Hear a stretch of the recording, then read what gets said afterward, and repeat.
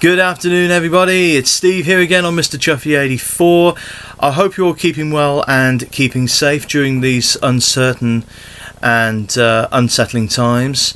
I'm here today to do a movie review for you today. Well, it's actually going to be a combined review because it's going to be about a franchise, a film franchise that I got starting to get into when the first movie came out back 13 years ago, incredibly, 2007. And we're talking about the Transformers franchise here today. Now, the reason why I'm doing this review today is because for a little while now I've been thinking to myself, because I have all 5 films in the Transformers franchise on DVD, and I was thinking to myself, do I want to keep them all? Because there are a couple of the Transformers movies which I really did enjoy. I really thought they were good, they were fine, and the rest were like, you know, oh, they're all right. So did I want to keep them all? So I thought, well, let's do this review now, and then I'll sort of think about which ones I want to hang on to, you know. So 13 years ago, Transformers, the first movie, came out, directed by Michael Bay, whose credits include The Rock and Armageddon, which I saw. I saw both of those movies before Transformers. Just big fun kind of action movies. You know, nothing. You know, no masterpieces or anything, but as far as action films were concerned, I thought they were good. And I actually quite liked Michael Bay's sort of style of action. I thought it's big, it's bold, it's brash, but it's good fun. You know, popcorn. You know, perfect popcorn kind of style of movie. You know. But I hadn't got into any of the Transformers franchise at all before then. So we're talking about the animated series from the 80s, the actual toys themselves. I wasn't into Transformers when I was a boy. I hadn't seen the series, hadn't got the toys, you know. So, but then in 2007, I saw the teaser trailer for the first movie, and it looked really interesting. It looked really exciting. The teaser trailer was simply, it was just a rocket launch to it was either the moon or Mars, I can't remember which, and the probe sort of lands on the surface and takes lots of photos of the surface of either the moon or Mars, I can't remember, and then you hear something approaching in the background and pick up the probe or the camera, and I don't know what it does after that, but it tosses it away or whatever, but we don't know what this thing is. So it's something is on that planet or on the moon, and then Transformers comes up on the screen. I thought, ooh, that looks interesting. I might check that out. Never seen Transformers before, as I said, so I might just give it a go. So I went to see it, and I really enjoyed it. It was a lot of fun. I didn't know any of the characters, of course, so everything that had gone before, I knew nothing about it, but it didn't matter to me, you know. And I'm sure a lot of people going into the first film knowing nothing about it, as well as the fans of the franchise. So it was great fun, though. It is typical Michael Bay fare. It's big, it's brash, you know. But it is good fun. And most impressive, of course, is that first film was a huge leap forward in visual effects from Industrial Light and Magic, which is George Lucas's company, the most famous visual effects company in movies. Been going for years, of course. And I was blown away by some of the visuals in the first movie. You know, for those 2.25 hours, it was just extraordinary. The story, for what it's worth, was okay. I mean, that's the thing about the Transformers movies. You either get into the stories or you don't. And for me, with the stories at times, and with the robots and the Transformers, who was the good guy, who are the good guys, who are the evil guys. Yes, you can sort of tell them apart, but when it comes to the fight scenes, who's fighting who, you just give up, because you just can't tell at times. But there's some incredible stuff in that first movie. The performances were okay. You know, Shia LaBeouf, you know, in the lead role, lots of energy, which I liked and I thought was absolutely fine. The great John Voight, who plays the president, who I first saw in him as Jim Phelps in the first Mission Impossible film. Great actor, and he gives it a fairly okay performance. I think he was probably just waiting for the check, really. But it's still, you know, it's good to see a familiar face in the movie. But and I came away from that first film with a bit of a headache, because it was loud, it was big, it was loud, and I did get a bit of a headache coming out of that first movie. But it was great fun. I really enjoyed it. So that was the first movie. And then, so I thought, well, it'd be great to see the second movie. There, you know, because it was so successful. That first movie was successful. It was well received as well. So undoubtedly, you know, Paramount Pictures put out the first movie. Were going to put out. They were going to greenlight a second picture, and so that's what happened 2 years later with Revenge of the Fallen. Now, this was not so well received when it came out, and I'll tell you why in a second. Well, also my mum, who saw the first film on DVD later on, said, "Oh, well, if you're going to see the second movie, Steve, can I come and see it with you? If you're going to go and see the second movie?" And I said, "Sure, that'd be great. Yeah, sure, of course I'll take you." So the second movie, more of the same. You know, the story is okay. It's fine. It's, you know, for what it is, it's fine. The action is more of the same, you know, as you would expect, you know, and again, visually spectacular. It's alright, it's good. But then we come to the sticking point with the second film, as we had which would continue throughout 2, 3 and 4, and that's the humour. The adult orientated humour, something that Michael Bay seems to really thrive on, and his writers. Because in the first movie there was a little bit of adult orientated humour, which one particular scene in there, if you've seen it, I'm sure you know what I'm talking about, but obviously I'm not going to repeat it on here. It's not appropriate for me to do it on here. And in the first movie I thought, well, could we have done without that? Yes, there wasn't really any need for that. There was no need for it, you know. We'll let it slide, okay, but yeah, could be worse. Could be worse. It's, you know, wasn't great, but yeah, anyway. So thinking, well, okay, so second movie, what do we have? We have more of the same, ladies and gentlemen.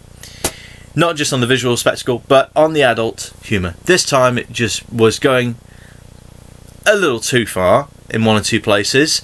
Michael Bay, you know, he loves his models. You know, he loves models, obviously.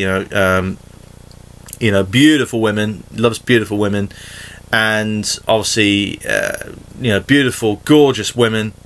You know, he will sort of visually really shows them often, and sometimes in a bit too much of a leery way. As Mark Kermode, our leading film critic here in the UK, he has a big thing about Michael Bay. He has a hatred for Michael Bay. If you see his Transformers film reviews on YouTube, check them out. They are infamous. They are hilarious. He has a real thing about him, about Michael Bay and his filmmaking. Please do check them out. Not just these, but Pain and Gain as well, and his other films as well. It's so funny.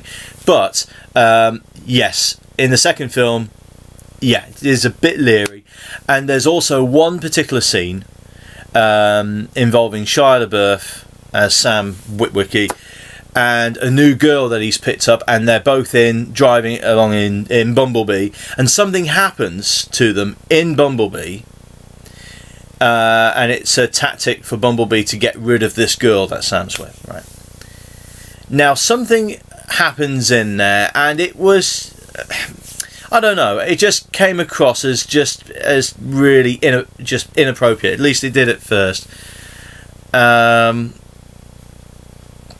Yeah, I just didn't like it. I didn't like it at all, and I thought to myself, if that is what Bumblebee is doing, what I think he's doing, there were children in the theatre, in the cinema, watching that, and my mum was with me. My mum was sitting next to me, and I'm there going, "Oh my goodness, is that? I hope it's not what I'm thinking it is, but what if it is? Oh no!" So that was a big problem for me. And also, moving away from that, as far as the action was concerned, the novelty was starting to wear off a bit. You know, I didn't think it was as good as the first film. I thought the action was starting to, you know, the novelty was wearing off a little bit. So we came out of the cinema thinking, oh, it was good, but I wasn't overwhelmed like the first film. But it still raked in lots of money. Big budget and big box office return. So Paramount obviously going to think, yeah, we've got to have more. We have more of the same, please. So out comes number 3, Dark of the Moon. And what they said was, what Michael Bay and his said in response to the negativity of the second film. He said that, okay, we hear what the fans have said, what the film critics have said. For our third movie, for Dark of the Moon, we're going to get rid of all the humour. We're going to get rid of all the adult humour. No more of that. You know, okay, we've heard you. You know. No. No. Did he deliver that promise? No. Although, and there are still in Dark of the Moon, the third movie, some adult orientated jokes and humour in there.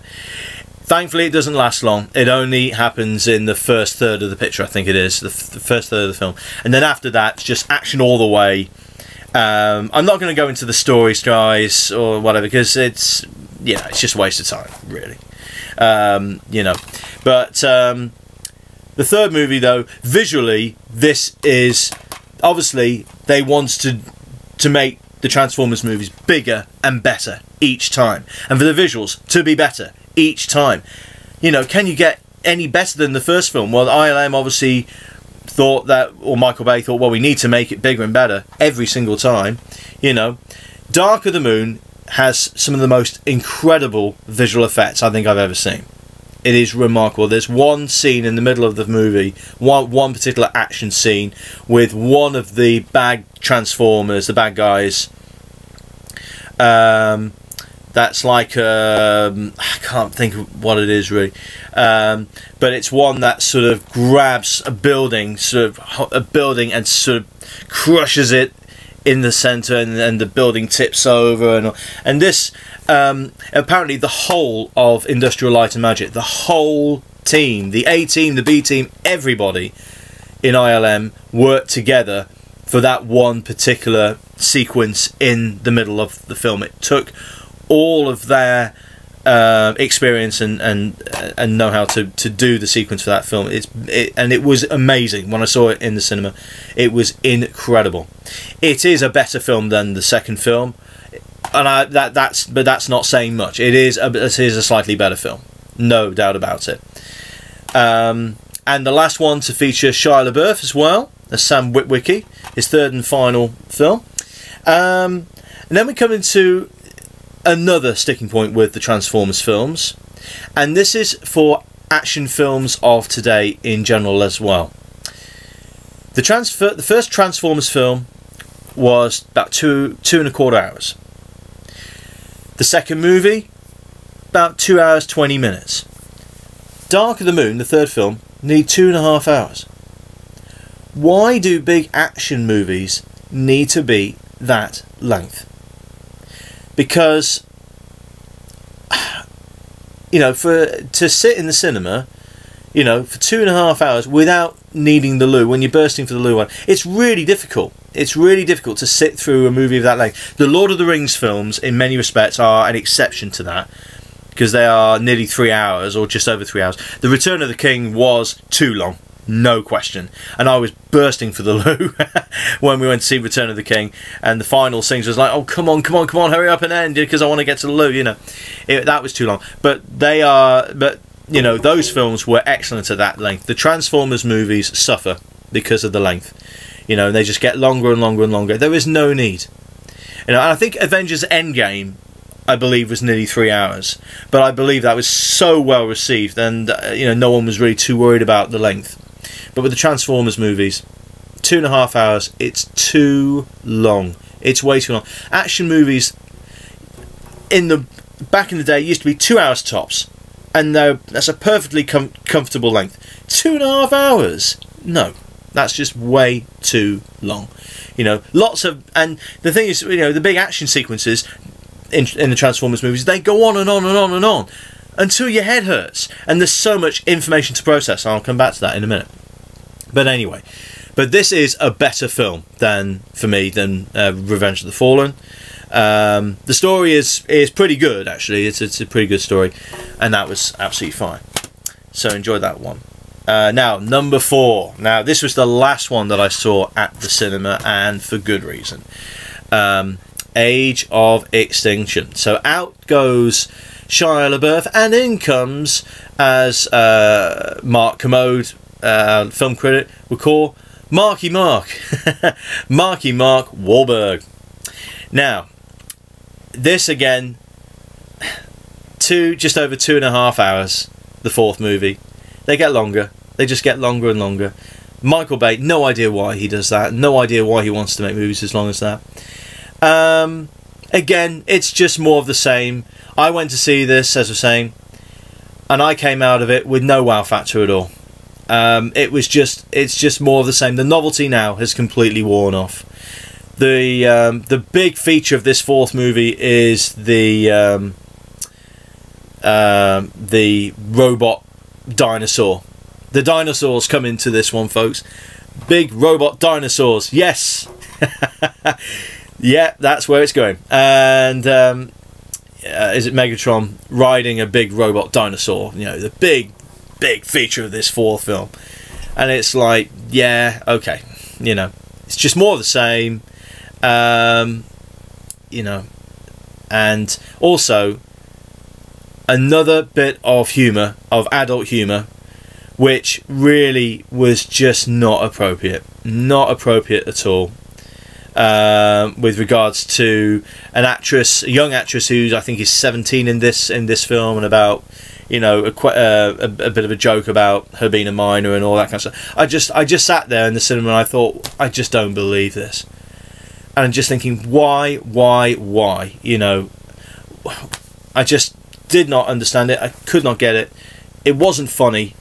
I just couldn't get it. Kelsey Grammer is in this one as well, making a supporting appearance. Unfortunately, got worst supporting actor at the Razzies for this. And just more of the same action. And I just came away from it thinking, well, it was alright. It was fine. But I should have come out of this being completely wowed. Bigger effects, bigger, better. No, it just didn't wow me all that much. It was okay.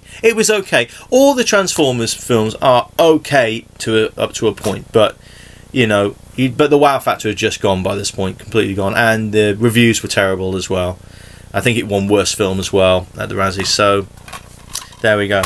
And then we come to the last movie. Now, this is definitely the 5th and final Transformers movie to be directed by Michael Bay. And that is The Last Night. Was I going to go and see it at the cinema? To be honest with you, I didn't particularly want to go and see it. I thought 4 was enough. I thought I've seen the first 4, and you know what? That's enough as far as going to see it at the cinema is concerned. So I got The Last Night on DVD.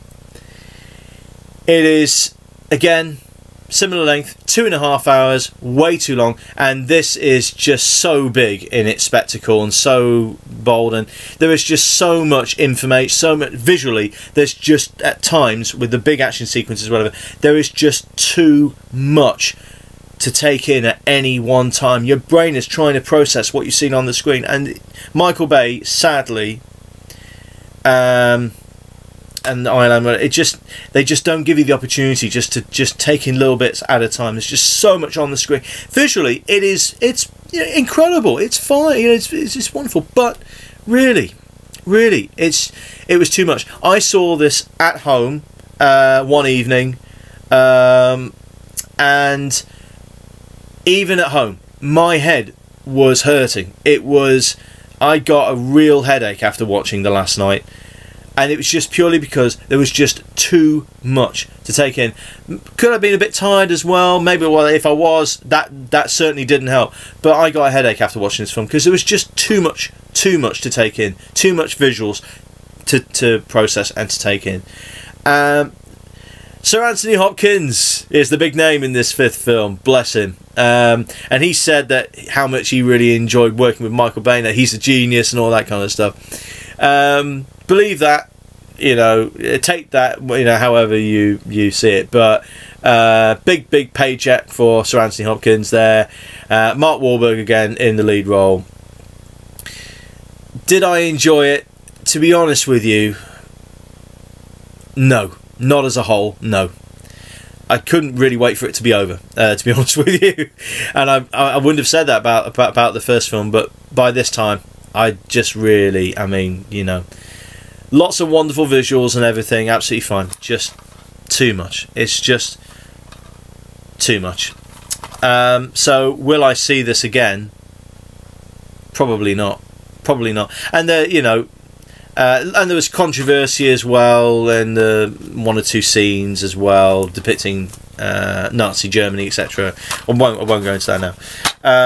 So, what can I say? Well, I think the last two movies, Age of Extinction, last night, to be honest with you, I won't be crying in my soup if I don't see those again. Revenge of the Fallen was okay, but I don't think I'm going to hang on to it now because of the bad press that it had. And it's okay, it is alright, but I think the two that I'm going to hang on to, thinking about it now, the two that I'm going to hang on to for definite are the first film, because I did enjoy that. I enjoyed that immensely, and it is still a very, very good film. By far and away, it's the best of the 5 films, no question.